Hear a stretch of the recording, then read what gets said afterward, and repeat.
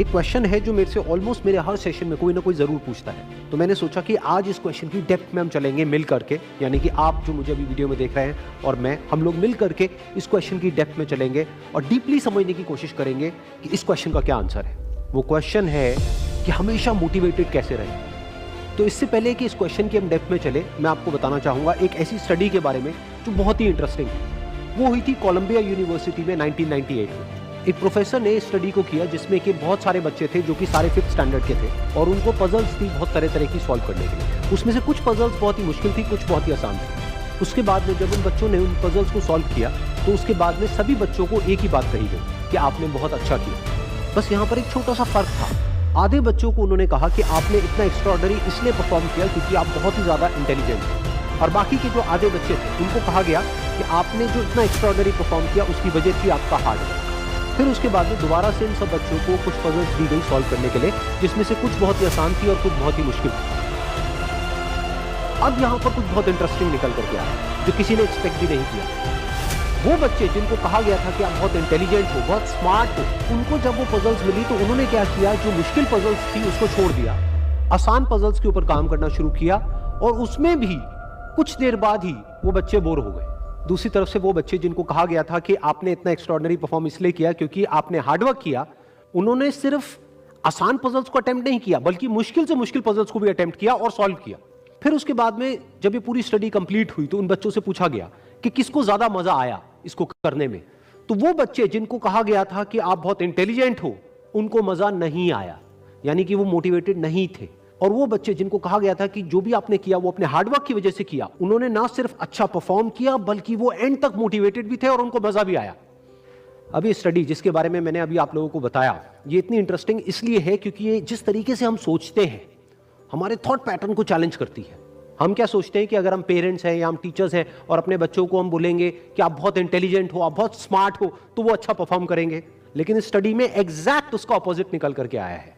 तो इस स्टडी में जो फैक्ट्स रिवील हुए उसको समझने के लिए हमको एक कॉन्सेप्ट को समझना पड़ेगा, जिस कॉन्सेप्ट को कहा जाता है लोकस ऑफ कंट्रोल। हुआ क्या कि जिन बच्चों को कहा गया कि आप बहुत ही स्मार्ट हो, बहुत ही इंटेलिजेंट हो, उनका जो लोकस ऑफ कंट्रोल था वो उनके अंदर नहीं था, उनके बाहर था। लोकस का मतलब है सेंटर ऑफ कंट्रोल, मतलब कि अगर वो स्मार्ट है, अगर वो इंटेलिजेंट है, तो इसमें उनका खुद का कोई रोल नहीं है, वो उनके कंट्रोल से बाहर है। दूसरी तरफ से जिन बच्चों को कहा गया कि जो भी आपने अचीव किया वो अपने हार्डवर्क की वजह से अचीव किया, उनका जो लोकस ऑफ कंट्रोल था वो उनके अंदर था, यानी कि हार्डवर्क पूरी तरह से उनके खुद के हाथ में था कि अब उनके ऊपर है कि वो कितना हार्डवर्क करते हैं। और ये सिर्फ इस स्टडी में निकल करके नहीं आया है, इस तरह की और भी बहुत सारी स्टडीज हुई हैं, बहुत सारी रिसर्चेस हुई हैं जहां पर एग्जैक्ट यही चीज निकल करके आई है कि अगर हम खुद को हमेशा मोटिवेटेड रखना चाहते हैं तो उसका सिर्फ एक तरीका है कि जो कंट्रोल है वो पूरी तरह से हमारे अपने हाथ में होना चाहिए। तो अब समझने की कोशिश करते हैं कि ऐसा क्या होता है कि जो कंट्रोल है वो हमारे हाथ से चला जाता है, और ऐसा क्या होता है जब कंट्रोल हमारे हाथ में आ जाता है। जब भी हम एक्सटर्नल फैक्टर्स की बात करते हैं कि मैं ये नहीं कर पा रहा इस वजह से, उस वजह से, उस वजह से, जो कि मेरे कंट्रोल से बाहर है, तो हमारे हाथ से कंट्रोल चला जाता है।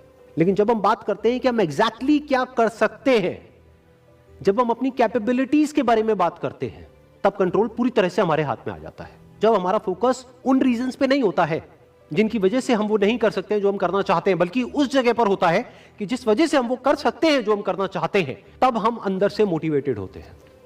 फॉर एग्जाम्पल, आप जिस भी फील्ड में हो, उस फील्ड में कुछ लोग हैं जो टॉप पे बैठे हैं। आपके पास में दो ऑप्शन है। एक, आप बोल सकते हो कि वो लोग, उनके अंदर कुछ स्पेशल है, उनके अंदर कुछ एक्स्ट्राऑर्डिनरी है, उनके अंदर कोई ऐसा टैलेंट है जो आपके अंदर नहीं है, या फिर उनकी किस्मत है जिसकी वजह से वो वहां पर बैठे हैं, या फिर उनके पास में कुछ था, किसी का सपोर्ट था जिस वजह से वो वहां पर है।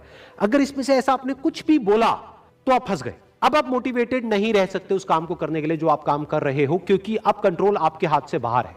क्योंकि अब अगर आपके पास में वो है ही नहीं जो उनके पास में है, तो अब आप वो कैसे बन सकते हो जो कि वो बन चुके हैं।